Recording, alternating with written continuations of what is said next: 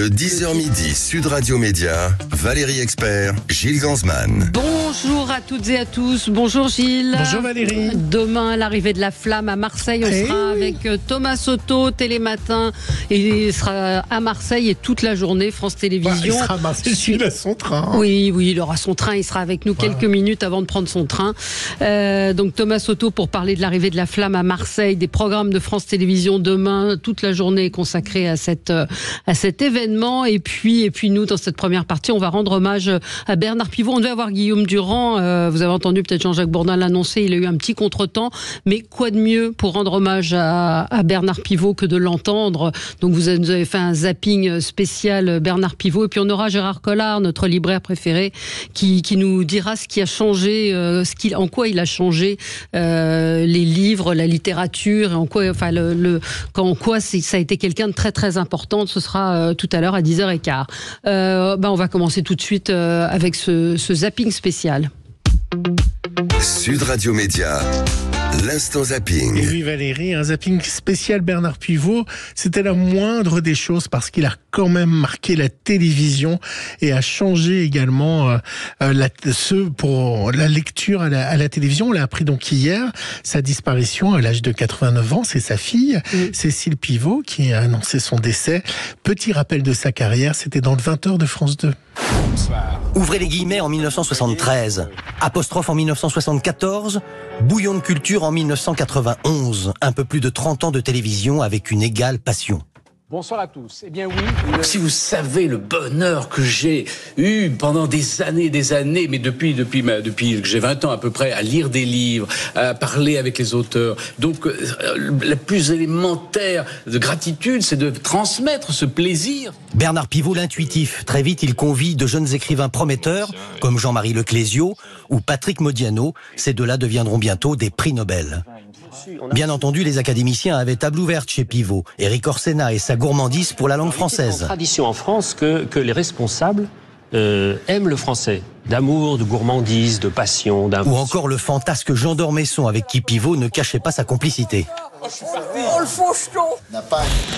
Ouais. C'était drôle de réentendre Dormesson et Dormesson qui l'avait viré du Figaro. Ouais. C'est grâce à ça d'ailleurs qu'il a fait de la télévision et il n'a pas été rancunier puisqu'il l'a réinvité de très nombreuses fois par la suite. Je ne sais pas si vous avez écouté le papier d'Elisabeth Lévy ce matin dans le journal de Patrick Roger. Elle expliquait qu'avec la fin des chiffres et des lettres, c'était bizarre d'ailleurs la concordance de ces... La fin d'une époque. La fin d'une époque et la fin du français, la fin de quelque chose. C'est vrai que la lecture a été détrônée par un peu les réseaux sociaux et la télévision. Il en parlait justement chez Quotidien. Bernard Pivot rappelait l'importance de la lecture car un livre, c'est tout un monde qui s'ouvre à vous. Frotter à des personnages qu'on ne connaît pas, à des idées qu'on ne connaît pas, à des philosophies qui nous sont inconnues, à des civilisations qui sont historiques, à des mentalités qui nous sont étrangères. C'est ça lire. Sinon, vous restez dans votre petit monde avec votre famille, avec vos petits amis, etc., avec votre petit boulot et avec la télévision le soir, c'est tout. Mais lire, c'est vous ouvrir au monde. C'est formidable. Alors, il y a un auditeur, Stéphane, qui nous dit la chose que je regrette, c'est que le replay n'existait pas à l'époque, 732 émissions de bonheur. Mais elles sont sur le site de l'INA, c'est ce que je voulais dire à Stéphane. Vous pouvez toutes les regarder. Moi, j'ai un petit, pas bémol, mais un petit sourire en coin, parce qu'à l'époque, c'était pas un carton d'audience non plus. Or, quand on écoute les hommages, évidemment mérités, ô combien mérités à Bernard Pivot, je pense qu'on a l'impression que toute la France regardait Bernard Pivot. Faut pas oublier que c'était à 9h30, à 21h30 le vendredi soir, et qu'en face il y avait Patrick Sabatier et des gros shows d'émissions le vendredi, que ça soit à Vie de Recherche ou les émissions de Sabatier. Donc on regardait plus la machine à laver dans Porte-Bonheur qui était livrée à la ménagère que ce que je veux dire, c'est qu'on a l'impression que tout le monde regardait Apostrophe, tout le monde ne regardait pas Apostrophe, mais il a évidemment marqué son époque et changé énormément de choses pour les Français et pour la littérature. Et justement, toujours dans le Quotidien, ils ont rappelé ce qu'était Apostrophe. Alors il y a eu des invités prestigieux, on va le découvrir, mais aussi des embrouilles, et ils ont rediffusé l'embrouille avec Serge Gainsbourg. La première d'Apostrophe, c'est en 1975. Vous produisez 700 émissions qui rassemblent jusqu'à 5 millions de téléspectateurs. Un concept simple, vous venez de le dire, une table et autour d'elle, tout ça. Présent ce soir sur le plateau d'Apostrophe, Milan Kundera, Vladimir Nabokov, Georges Simenon, Borges et Le Clésio et Jean d'Ormesson de l'Académie française. Apostrophe, c'est aussi une émission où on s'embrouille, mais avec classe. Un art majeur devant une initiation. Pas un art mineur comme ce que les conneries que nous faisons, nous. Mais quel est pour le surréalisme, qui vous avez influencé? C'est mineur, une chanson. Mais si, mon petit gars. Mais si, mon petit gars. Mais qu'est-ce qu'il y a de connard, là? Alors, c'est Béard qui te parle. Oui, mais j'ai bien compris. En quoi est-ce que c'est mineur, une chanson? Ça rencontre Oui, c'est mineur. C'est mineur. Mais non, il n'y a rien de mineur. Parce que si tu rates la peinture... Tu n'as pas besoin d'initiation pour la chanson. Et alors, ce qui est assez étonnant, que j'imagine que vous avez vu un peu les JT ou les chaînes info, évidemment, ce qui est marquant quand on regarde ces images, c'est les clopes, le whisky, oui, absolument. Une ambiance comme ça, un peu club anglais, ce qu'aimait bien aussi Bernard Rapp, ce côté où on pouvait, à l'époque, à la télé, fumer, boire et puis s'invectiver sans aucune censure. Quoi. Mais c'est vrai que quand on voit les images, on est effectivement étonné de voir les clubs sur le plateau, ça choque et ça surprend. Et surtout que lui n'avait qu'un credo, Bernard Pivot, c'était le direct. C'est-à-dire qu'il ne voulait absolument pas que ça soit enregistré pour justement qu'il y ait cette émulation entre les invités qu'il recevait. Alors, notre auditeur nous répond que l'INA, ça finit par coûter très cher. Ah oui, ça c'est payant. Oui, c'est payant. C'est le site, ce qu'ils appellent INA Madeleine, et c'est un abonnement. D'accord. Donc il a raison, absolument. Hier sur Instagram, Fabrice Lucchini a été un des premiers à réagir à la disparition de Bernard Pivot, qui a toujours ouvert ses émissions à La Fontaine, par exemple. Il vient d'apprendre la mort de Bernard Pivot. Je pense, beaucoup de gens m'ont appelé, des gens de télévision, de radio. Alors j'ai essayé de mettre un peu d'ordre dans mes idées. Je me suis dit, je vais faire un Instagram parce que Pivot a compté de manière aussi importante, de manière aussi essentielle, et je parle en tant que comédien, hein, avec toutes les limites que ça a, il a compté autant qu'un metteur en scène. Ce que nous avons fait ensemble, ce qu'il a eu la gentillesse de me proposer, en me faisant des émissions entières sur La Fontaine, en faisant des émissions sur Paul Valéry, Roland Barthes, la manière dont il allait me voir au théâtre. Et puis après Apostrophe, il y a eu Bouillon de culture, où là on ouvrait après la littérature à d'autres aspects de la culture, cinéma, théâtre, danse, musique, et évidemment l'émission se terminait par le questionnaire de Proust, qui est plutôt devenu un questionnaire de Pivot. Il avait un peu... C'était dans Apostrophe aussi, hein. C'était dans Bouillon de culture, hein. Et les extraits qui vont suivre sont dans Bouillon de culture. Alors dans l'ordre, je vous ai mis Guy Bedos, François Sagan, alors quel listing, hein.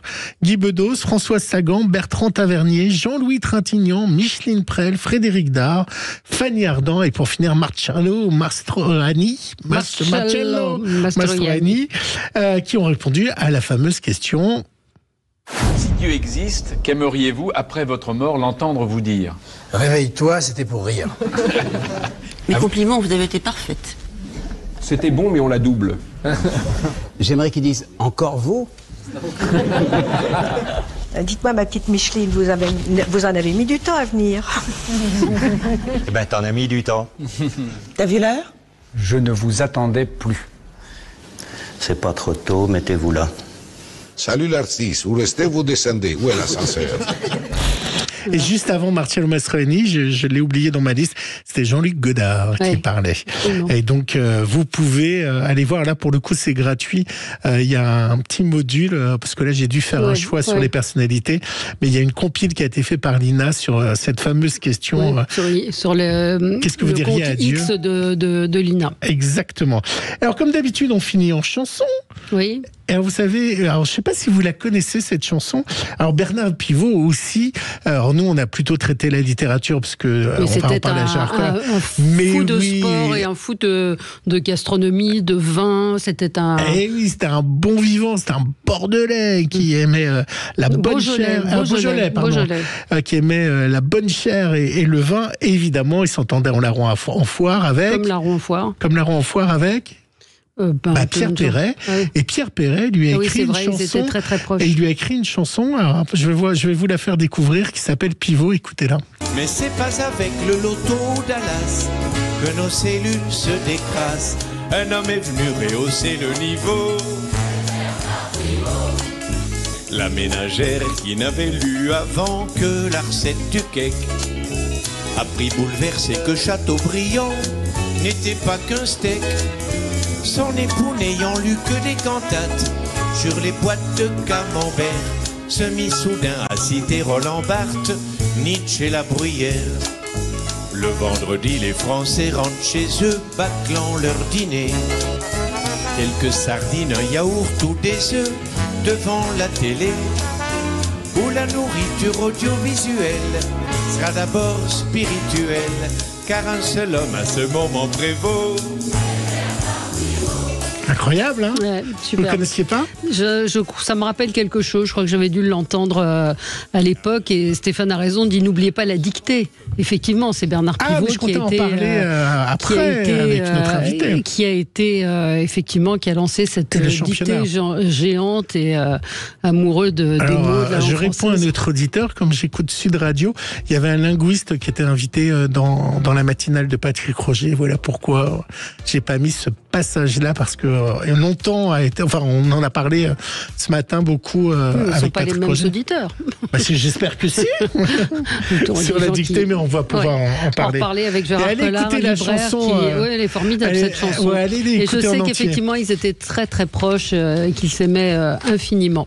On se retrouve dans un instant avec donc Gérard Collard, libraire, pour nous raconter son Bernard Pivot, ce qu'il a changé pour les livres, la littérature et les libraires. À tout de suite. Sud Radio Média, l'invité du jour. L'invité du jour, c'est Gérard Collard, notre libraire préféré. Bonjour Gérard. Bonjour Vous Valérie. êtes libraire à Saint-Maur, c'est la Griffe Noire. Comment ne pas vous faire réagir au décès de Bernard Pivot? Qu'est-ce qu'il a représenté pour vous, Bernard Pivot? C'est le premier qui m'a fait aimer les livres, qui m'a donné envie d'être libraire quelque part, parce que jusque-là, les émissions littéraires, j'ai l'impression qu'elles n'étaient pas faites pour moi, et il a entrebâillé la littérature à un autre monde plus populaire, avec des mots simples que je comprenais, et puis il y avait de la gourmandise dans ce qu'il disait, et bon, c'est toute une époque, quoi. Ça, pour moi, ça a été quelqu'un de très important. Oui, gourmandise, c'était son mot préféré, paraît-il. Oui, donc, oui, non, mais c'est vrai, ça se ressent, et puis gourmandise était allié aussi à la nourriture, il était gourmand de la vie, hein. C'est un peu des caricatures, ça, des clichés, mais c'est exactement ça, on ressentait ça dans cet homme, il aimait vivre, et on sentait que le livre faisait partie de son amour de la vie, quoi. Qu'est-ce que ça avait de particulier, Apostrophe, comme émission? En quoi c'était révolutionnaire à l'époque? Parce que déjà on comprenait ce qu'il disait. Il remettait à niveau les gens qui parlaient avec lui, les auteurs qui partaient des fois dans des phrases pas possibles, et il les remettait à niveau. C'était un très bon intervieweur, très bon vulgarisateur. Puis il faut dire aussi que c'était une époque où 5 millions de personnes regardaient cette émission, parce qu'il y avait que 3 chaînes, quoi. Donc ça, c'était une époque très particulière. Ouais. Vous l'aviez rencontré? Oui, alors je veux dire que quand quelqu'un meurt, il faut toujours dire voilà. Vous avez un selfie avec lui? Oui, j'ai une anecdote, parce que j'étais pas fan de Marguerite Duras. Il était venu dans ma librairie, et sur une étiquette j'avais mis les écrivains boivent, les lecteurs trinquent. Et là, ça l'avait offusqué. Il m'avait dit, mais vous savez, monsieur, elle vend énormément de livres dans le monde. Et je lui avais dit, mais Barbara Cartland encore plus. Donc voilà, ça avait été un peu glacé. Mais ça retire rien à l'admiration que j'avais et l'importance qu'il a eu pour le livre, quoi. Pour le livre, oui, absolument. Est-ce qu'il y avait une influence à l'époque, et est-ce que ça existe toujours? Est-ce que la télévision Vous m'entendez? Est-ce qu'il y a une influence? Est-ce que la télévision fait vendre des livres ou pas? Est-ce que passer chez Pivot... Ça n'a rien à voir, c'est ce que je vous disais, ça n'a rien à voir parce que déjà c'était en prime time, en plus il n'y avait pas beaucoup de chaînes, il avait un côté star, donc tous les gens regardaient ça le soir, hein, c'était vraiment le rendez-vous. Mais est-ce que ça fait vendre des livres, une émission de télé à l'époque? Est-ce que ça faisait vendre et est-ce que maintenant ça... Oui. Ah oui, ça n'a rien à voir. Moi, j'ai le souvenir d'une émission avec le linguiste Claude Agege. Il s'avait fait beaucoup de bruit à l'époque parce que Claude Agege est un type, il est toujours brillant, toujours vivant, brillantissime, drôle, extrêmement pertinent. Il avait fait un show incroyable à Apostrophe. Tout le monde s'était précipité pour acheter ses livres qui étaient totalement illisibles. Et ça avait été un best-seller incroyable. Donc oui, ça avait fait... J'avais toujours rêvé d'être une table de nuit pour voir la tête des gens au bout de combien de pages ils abandonnaient. Il y en avait un autre comme ça qui était Montaillou, village occitan. Alors ça, c'était absolument extraordinaire. Et les gens revenaient un peu bêta en disant je crois que je ne suis pas à la hauteur. Mais en fait, c'était pas des livres qui étaient faits pour eux, c'était des livres d'universitaires. C'est un peu le risque, on en est tous là, c'est un peu le risque quand on fait le show, quoi. Oui, quand il y a le show, ouais, mais en général, c'était, ils se trompaient très peu. C'était c'était un raz-de-marée. Maintenant, on peut plus comparer ça. Il y a 30 chaînes, les émissions littéraires sont en je sais pas. Et puis en plus, vous savez, Pivot, c'est comme De Gaulle. Tout le monde se dit, c'est-à-dire que tout le monde dit oui, Pivot, mais là Pivot, il a un peu supprimé le quant à soi, et là maintenant on revient dans les émissions littéraires, on revient à ce quant à soi très parisien. Il faudrait qu'on revienne quand même, on réécoute ces émissions et qu'on se redise, faut peut-être rechanger encore la façon dont on parle des livres. Ouais, avec des choses plus populaires et je voyais un extrait hier où il y avait Cabu qui était invité. Gilles nous a passé tout à l'heure dans le zapping un extrait où il y avait Serge Gainsbourg. Enfin, il y avait aussi un mélange. On ne se recevait pas entre soi, entre intellectuels, où on s'écoutait parler. Il y avait des débats en fait aussi. Il y avait beaucoup de débats d'idées sur ces plateaux. Les gens étaient pas d'accord, mais ils s'insultaient pas forcément pour ça, quoi. Donc on acceptait la contradiction de l'autre. Donc c'était puis bon, il faut dire aussi, on va être honnête, la qualité des auteurs qu'il recevait n'est pas forcément peut-être la qualité des auteurs qu'on reçoit maintenant. Non, voilà, mais c'est un peu méchant. Non, mais ce qui était intéressant, c'est qu'on voyait aussi que, alors je l'ai pas passé en interview, mais on voyait bien aussi que c'était des gens un peu torturés, les écrivains. C'est-à-dire que moi, ce que je retiens d'Apostrophe aussi, c'était de voir le visage de ceux qui écrivent et pour qui c'est une vraie difficulté parfois d'écrire ou compliqué. Bon, évidemment, je n'irai pas sur notre ami alcoolique aussi qui a fonctionné, mais ça faisait partie aussi des écrivains. C'est compliqué d'être écrivain, en fait. Oui, c'est très compliqué, mais moi ce que je retiens de Pivot aussi, c'est qu'il nous a fait découvrir des gens qui n'étaient pas forcément connus. C'est-à-dire que, contrairement à maintenant, on va vraiment dans la facilité, où il y a beaucoup de buzz, de médias, dans la communication. Il nous a fait découvrir, moi j'ai découvert des gens, là ça me vient pas à l'idée, mais que j'aurais jamais lu s'ils ne les avaient pas invités. C'est surtout de la manière dont ils les faisaient parler. C'est-à-dire qu'on se disait, ces gens, ils sont un petit peu comme nous, on est capable de les comprendre, alors que maintenant, parfois, on se dit c'est pas pour nous, quoi. Donc ça, c'était un vulgarisateur, hein, c'est-à-dire c'était un passeur d'émotions avec des mots simples, et ça, c'est vraiment du génie, quoi. Oui. Et puis on peut parler également de l'orthographe et la dictée. Je sais pour vous, Gérard, on se fréquente un peu, enfin on se connaît un petit peu, et l'orthographe est très important pour vous. On l'a perdu ça avec les réseaux sociaux. Enfin, oui, moi aussi. Oui, Gérard aussi. Hein. Gérard. Vous le connaissez mal, oui, Gérard, hein, je pense. Il a fait plein de fautes. Il fait pas mal de fautes, oui. Mais comme vous êtes... c'est pour ça qu'il rigole. Non, oui, mais je pense qu'aussi c'est le combat, mais le combat il est aussi alors là c'est autre chose, c'est dans l'éducation, c'est dans le système scolaire et tout. Je veux dire que on a été un peu victime. Moi j'ai commencé à être victime d'un système de la façon d'apprendre l'orthographe et qui s'est amplifié maintenant et on arrive à des catastrophes. Mais les enfants sont pas forcément responsable de ça. Puis il y a aussi que moins on lit, moins l'orthographe elle suit. Hein. Ça c'est tout un truc. Mais ça c'est un autre problème. Hein. Ouais, tout le monde lui rend hommage ce matin encore une fois à juste raison.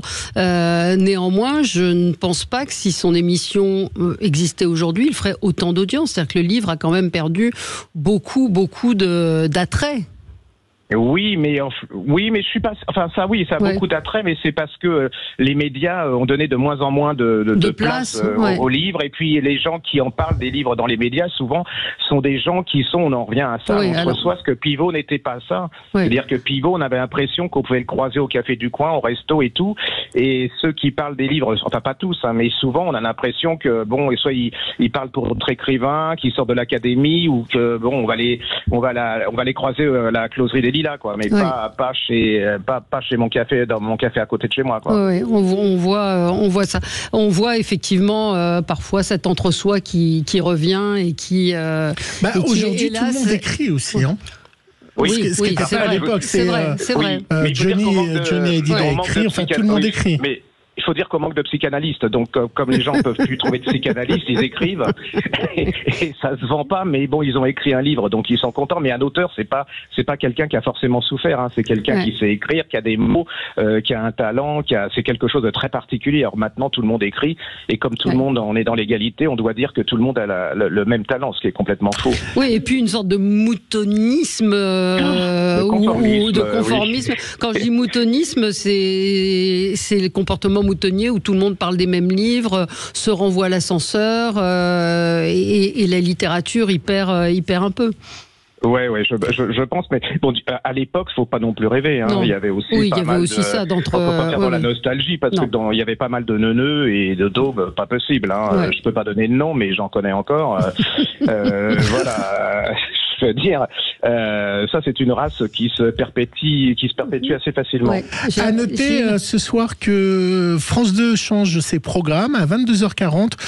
Vous pourrez suivre un documentaire qui s'appelle Les Vendredis d'Apostrophe, qui a été réalisé par Pierre Assouline, qui sera donc diffusé ce soir à 22h40. Je vous plais en speakerine ? Oui, vous êtes très bien. À 22h40 sur France 2. Bon, rappelez-moi Chrysanthème, Gérard Collard. K-R-I... Oh, vous êtes méchant, Gérard. Je suis pas méchante. Et encore, c'est quand je suis en forme. Et c'est encore quand il est en forme. Mais il est débordé par l'enthousiasme. Moi, j'en profite pour rendre hommage à Gérard. À tous les libraires aussi. Oui, à tous les libraires. Mais Gérard, non pas tous les libraires. Gérard a une particularité, c'est qu'il est gourmand, qu'il aime les livres, qu'il n'a pas de barrière et qu'il peut dire du bien d'un Marc Lévy. Enfin, ça, non, peut-être pas. Mais d'un Guillaume Musso, comme d'un livre plus exigeant, et je me félicite qu'à Parole d'Expert, on ait réussi, quand on était sur France 3, à donner envie de lire à des jeunes gens qui n'avaient jamais pris de livre dans leurs mains, et vous avez fait ça, Gérard, depuis maintenant depuis combien de temps qu'on se connaît, depuis 30 près de 30 ans. Donc et on vous retrouve dimanche à 14h sur Sud Radio. Mais moi, ce que je voulais dire, c'est surtout aller chez votre libraire, parce qu'en ce moment c'est très difficile, et Pivot il faisait ça pour les libraires, il faisait ça, pas ça pour les grandes chaînes. Donc allez chez votre libraire, surtout en ce moment, ils ont besoin de vous. Ils sont gourmands aussi, ils ont plein de choses différentes à vous proposer. C'est vraiment. Et vous avez été le précurseur des petites affichettes sur les livres pour donner votre avis. Maintenant on le retrouve dans plein de librairies, mais c'est vous le premier. Je encourage tout le monde à aller à la Griffe Noire pour voir votre librairie. Allez chez votre libraire près de chez vous. Surtout. Et Gérard, alors nous dit Stéphane, donne autant envie de lire que Pivot, c'est l'héritage. Bah voilà, moi je dis que vous êtes l'héritier de Bernard Pivot. Non, je suis plus pas, que d'autres. Allez, je suis pas ça. Merci à vous, merci Gérard. Merci à bientôt. Tout de suite, Thomas Soto. Sud Radio. Le supplément média. Le supplément média avec Thomas Soto. Thomas Soto, bonjour. Vous êtes à quelques minutes de prendre votre train pour partir à Marseille. Parce que... Oui ? Je suis même presque à quelques minutes de rater mon train. Non, ça va aller, ça va aller. Après, merci en tout cas. Merci d'être avec nous. Vous partez donc pour l'arrivée de la flamme olympique. France Télévisions est sur le pont, Télématin, où on vous retrouve évidemment tous les matins entre 6h, à partir de 6h30. Et puis, eh bien, demain, la France accueille la flamme olympique sur France Télévisions. Alors, racontez-nous un petit peu ce qui va se passer déjà chez vous à Télématin. Il va se passer déjà qu'on va être là-bas, puisque on prend le train pour Marseille-Saint-Charles tout à l'heure, et que toute l'émission est délocalisée. On sera sur le Vieux-Port, pas très loin de la mairie, à peu près en face, et on va donner le ton de cette journée, même si nous on ne verra pas encore la flamme, parce qu'elle arrive en fin de journée. Et c'est la raison pour laquelle en fait c'est toutes les émissions qui vont se dérouler là-bas demain, avec une petite incise quand même pour le 8 mai, parce qu'on commémore aussi le 8 mai, la fin de la guerre. Donc voilà, ça va être une journée très très spéciale, très enflammée à tous les points de vue, parce que la flamme sous l'Arc de Triomphe, et puis il y aura la flamme à Marseille. Quel est le sentiment? Qu'est-ce que vous ressentez? Vous avez le sentiment que ça va être un des événements importants de votre carrière de journaliste? Je ne sais pas si ce sera un élément important de ma carrière de journaliste, mais j'ai eu l'excitation d'un grand événement qui débute. Vous savez, quand on attend, moi quand j'étais gamin, j'attendais le début des Coupes du Monde de foot comme ça, puis j'avais l'impression que c'était interminable avant, et puis un jour, tac, on y est.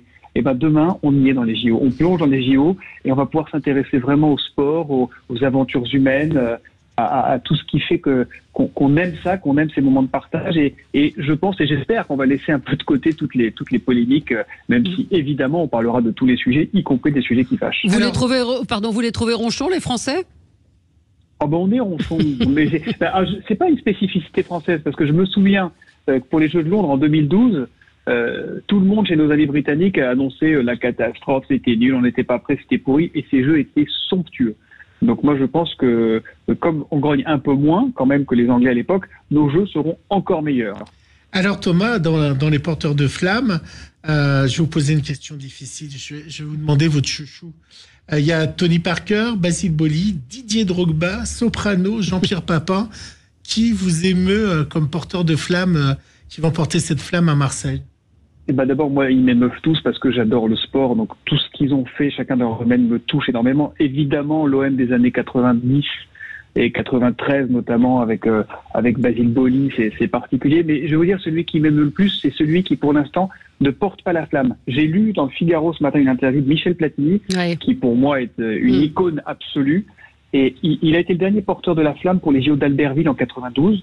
Et là, la question, est-ce que vous allez la porter? Il répond, personne ne me l'a proposé. Et je pense qu'il est urgent qu'on propose à Michel Platini de porter la flamme, parce que c'est un des plus grands champions qu'on a, et on a un peu trop tendance à l'oublier. Ah oui, c'est vrai, vous avez raison, c'est un oubli, c'est assez étonnant. Ce n'est qu'un oubli, que ça sera corrigé, vraiment, parce que s'il n'y avait pas eu Platini, il n'y aurait pas eu Zidane, il n'y aurait pas eu Mbappé, il n'y aurait pas eu 2018, il n'y aurait rien eu de tout ça. C'est sa génération à lui qui a enclenché tout ça.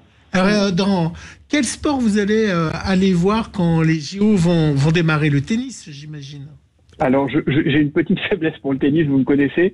En plus, il y a double dose de Roland-Garros, parce qu'il y a l'Open qui commence à la fin mai, comme à chaque fois.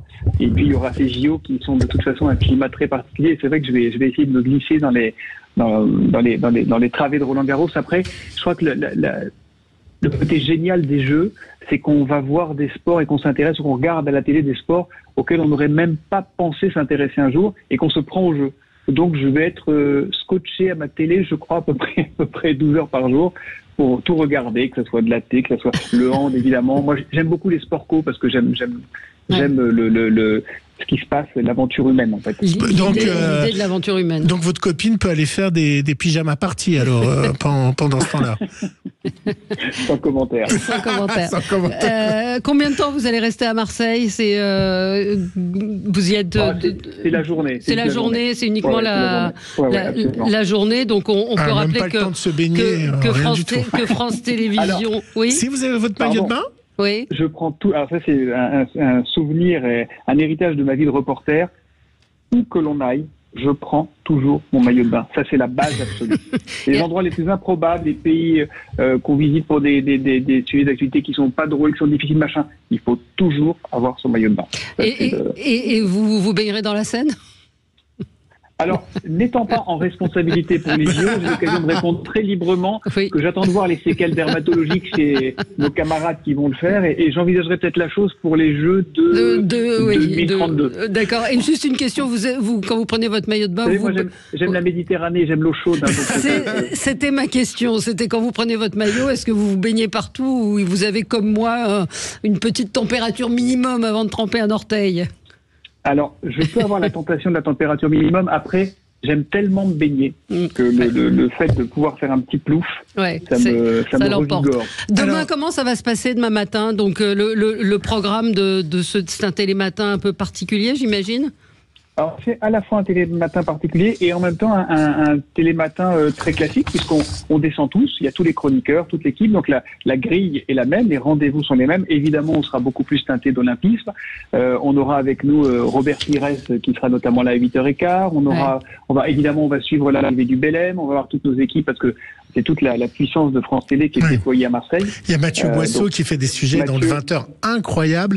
Hier, ils ont essuyé une tempête, Valérie, et c'était assez étonnant de voir les images du Belém en pleine tempête. Faut dire qu'il est depuis 10 jours sur le bateau et chaque jour, il y a des reportages faits incroyablement par la rédaction de France 2, je trouve. C'est vrai, et nous, on l'a pris tous les matins là, depuis une quinzaine de jours, Mathieu aussi dans Télématin, et ce matin, ils étaient pas loin de Toulon, donc ça y est, ils sont quand même... Au moins, eux, ils seront à l'heure, ça c'est sûr. Et d'ailleurs, pour la petite histoire, ils étaient visités par des chiens renifleurs pour s'assurer, parce qu'évidemment, tout ça est extrêmement sécurisé.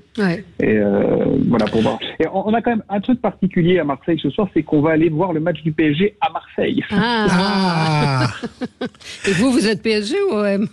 Alors moi, je suis Paris FC. Oui, moi, je suis sur Uni, je suis Paris FC, mais sur des matchs comme ça, je suis OM, à jamais les premiers, évidemment, et PSG, parce que je pense qu'avoir 2 clubs français en demi-finale de Coupes européennes, c'est un truc de dingo. Il faut pas bouder son plaisir. Il faut pas être pisse-vinaigre comme je dénonçais les gens qui trouvent qu'il y a que des choses qui vont pas. Les gna-gna-gna. Les gna-gna-gna, comme dit Madame Hidalgo. Ça fait quoi d'être médaille d'or des audiences face à TF1? Oh là, vous savez, le mont Olympe dans l'audiovisuel n'existe pas. Donc on est bien, voilà, on est très bien même, on marche très bien, on a une bonne dynamique, on fait une antenne qui est de très bonne qualité. Je croyais que vous alliez me dire que l'important c'était de participer. Non, l'important dans notre métier, vous savez, c'est pas de participer, c'est de rester en haut. Mais rester en haut, c'est beaucoup plus dur que d'y arriver. Donc c'est un travail. On remet vraiment tous les jours l'ouvrage sur le métier ou le métier sur l'ouvrage. Non, c'est l'ouvrage sur le métier. Comme quand on n'est jamais à l'abri d'une inversion fatale. Bon. Alors Valérie, juste une précision. Ensuite, à 9h25, il y a les commémorations qui vont suivre Télématin. Présenté par Julien Bugier. Exactement. À 13h, BIM, direct de Marseille avec Julien Bugier et des invités. 16h, la flamme arrive sur le Vieux-Port avec le Belém. Il y aura Louise Eklund qui sera sur place. Tony Estanguet, Marie-Jo Pérec, Théo Curin. BIM, le journal de 20h avec Anne-Sophie Lapix. Et à 20h45, on en parlait hier grande soirée avec la patronne des divertissements de la Flamme. Et il y a aussi France Info TV et va être lancé, alors on n'a pas le temps de passer le son, mais va être lancé également l'appli des Jeux Olympiques de France Télévisions et la chaîne numérique qui s'appelle France.tv Paris. Et sur la chaîne numérique, vous aurez tous les sports et c'est le grand lancement demain de la chaîne numérique. Voilà un peu ce que va lancer Télématin demain. C'est exact, vous avez tout dit, vous êtes parfait. Hein. D'ailleurs, on donnera le petit mode d'emploi très facile de cette application demain matin dans Télématin. Si je vous demande votre mot préféré, on va avoir une pensée pour Bernard Pivot. Votre mot préféré, votre mot préféré. Plaisir. Plaisir. Votre juron préféré? Putain. Et qu'est-ce que vous aimeriez que Dieu vous dise? Pardon, si c'est tout à fait complet, putain, c'est dans le quotidien. Et quand vraiment quelqu'un m'énerve, et ça, c'est pas gentil, c'est connard. Ah oui, moi je partage assez vos mots. Et qu'est-ce que vous aimeriez que Dieu vous dise le jour où vous arriverez auprès de lui? Assieds-toi vite, il y a un match. Ah, très bien. Bon, on reste dans le sport avec vous. Écoutez, absolument. On sera... Pas que du sport. Je vais quand même vous signaler que jeudi, parce qu'on en est assez fiers aussi, c'est Salman Rushdie qui sera l'invité des KV. Donc, vous voyez, on est vraiment tout terrain, il y en a pour tous les goûts. C'est vrai, c'est vrai. Et après la tenue de sport, vous emmenez votre maillot de bain à Cannes? Alors, Télématin va à Cannes. Moi, je descends pas à Cannes, c'est Daniel Thévenot qui va y aller. Parce qu'on peut pas non plus, il faut partager un peu les plaisirs. Hein, Et puis, pour tout vous dire, je serai de remplacement de Laurent Delahousse aux 20h. Ah bah voilà. D'accord. Donc pas de canne, pas de maillot de bain. Mais en tout cas, Marseille, vous y serez. Vous prenez le train dans quelques instants. On va pas vous faire rater votre train. Oui. Demain vous voulez un scoop? Oui. Vous voulez un scoop? Oui. Je prends le train avec Nico Saliagas qui part pour TF1. On s'est rendu compte hier soir qu'on était dans le même train. C'est rigolo. Oui. Battle. Merci d'avoir été. Et puis c'est votre copain. C'est votre copain, effectivement, Lou. C'est plus que mon copain. C'est plus que mon copain. Ouais. Merci à vous, Thomas Soto, d'avoir été avec nous et d'avoir été avec nous. Et on va vous suivre demain matin à partir de 6h30 depuis Marseille. Grande journée. Ça vaut la peine. Ah bah oui, on Merci sera là. beaucoup. On est là, de toute façon, tous les matins, Thomas. Merci à vous. Merci de votre gentillesse. Tout de suite.